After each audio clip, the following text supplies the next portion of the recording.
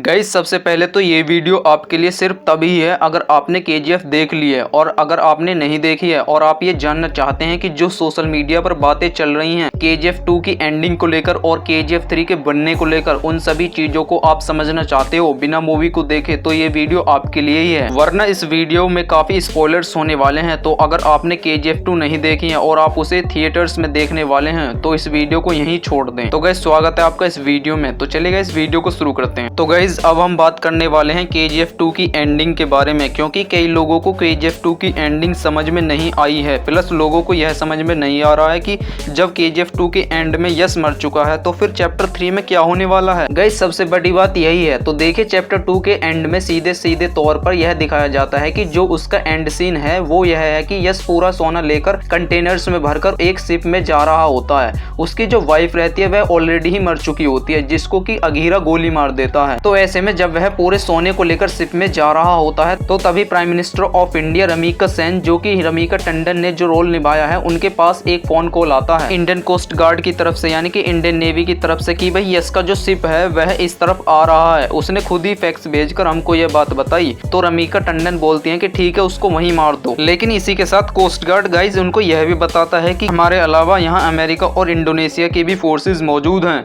और कुछ ही देर में यश इंडियन ओशन से निकलकर इंटरनेशनल बॉर्डर पहुंच जाएगा और उसके बाद वो लोग उस पर भी हमला कर देंगे। अच्छा गाइस, इन सभी चीजों के बीच में जो पैरेलली केजीएफ की फील्ड थी उसके ऊपर इंडियन गवर्नमेंट हमला करा देती है। अब गाइस वहां पर जितने भी रहने वाले लोग रहते हैं, मजदूर रहते हैं, रॉकी उन सब के लिए केजीएफ के पैसों से ही उन सब के लिए पूरा टाउन बसा देता है। केजीएफ टाउन जहाँ पर की वो रॉकी उन सब मजदूरों को बसवा देता है तो वो लोग वहां से निकलकर वहां जा रहे होते हैं। तो इतने में ही इंडियन आर्मी वहां हमला कर देती है और केजीएफ की कहानी वहीं खत्म हो जाती है। लेकिन उसके बाद में हमें दिखाया जाता है कि किस तरीके से यश के ऊपर कार्यवाही की जाती है। सबसे बड़ी बात तो यह है कि गाइस इंडियन नेवी यश के ऊपर हमला कर देती है, यश की शिप तबाह हो जाती है। तो उसके बाद हमें यश को डूबते हुए दिखाया जाता है और वो गोल्ड के साथ डूब रहा होता है। उसकी माँ की यादें उसके बैक लाइफ में चल रही होती हैं और वह डूब जाता है। यहाँ पर हमारी मूवी खत्म हो जाती है। लेकिन जैसे ही मूवी के एंडिंग में एक सीन आता है तो उसके थोड़ी देर बाद हमें दिखती है केजीएफ 3 की कहानी। गाइस यहीं पर सबका सर घूम गया कि जब भाई यश मर चुका है तो केजीएफ चैप्टर 3 में क्या होने वाला है। तो गाइस केजीएफ चैप्टर 3 में क्या होने वाला है वही मैं आपको यहाँ पर बता रहा हूँ। दरअसल गाइस 78 से 81 जो कि ड्यूरेशन मूवी के अंदर का, यानी कि 1978 से लेकर 1981 तक, जिसमें कि रमिका सेन चुनाव की पूरी तैयारी कर रही होती हैं और 81 में भी वह चुनाव जीत जाती हैं। इस दौरान अघीरा भी अपना काम छोड़ देता है। मतलब एक बार रॉकी उसकी गर्दन पकड़कर उसे छोड़ देता है कि भैया मैं तेरे को छोड़ रहा हूँ, जाके तू अपना जो भी काम करना है तू कर ले। इन्हीं 3-4 सालों के बीच में रॉकी क्या करता है गाइस, रॉकी अपने बिजनेस को इंटरनेशनल तौर पर फैलाने लगता है, जो कि अमेरिका, इंडोनेशिया समेत करीब 16 देशों में वह अपना काम फैलाता है। अब गाइस ऑब्वियस सी बात है कि रॉकी मॉन्स्टर बन गया होता है तो वह वहां पर जाकर कोई अनाथ आश्रम तो खोलेगा नहीं। तो उसने वहां पर जो भी कुछ काम किए